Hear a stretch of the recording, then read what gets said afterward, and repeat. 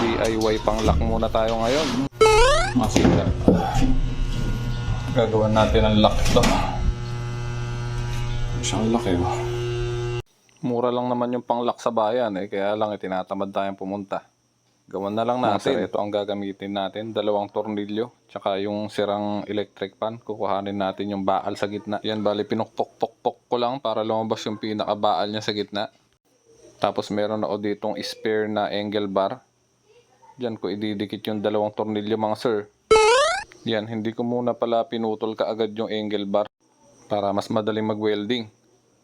Yan, bali inispat-ispatan ko muna para makuha ko yung alignment niya. Nung nakuha ko na yung alignment niya, ayun, pinul-weld ko na. Ito nga pala gagamitin nating handle sa ating DIY na pang-lock. Ayan, bali ininit ko lang siya, tapos binaluktot ko siya, no. Ito siya mga sir. Tapos inispat ko na siya rito sa ating bakal.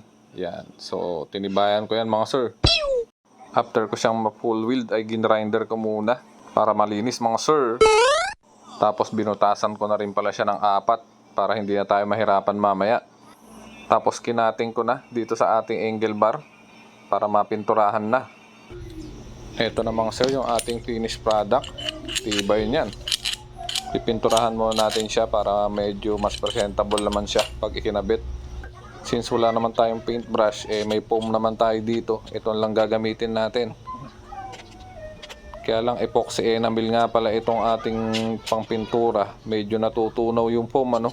Pero kung enamel lang yan, kayang-kaya yan. Ito, ikakabit na natin siya gamit ang metal screw. Tapos bubutas na lang tayo dito sa pader para dyan kumapit yung ating pang-lock.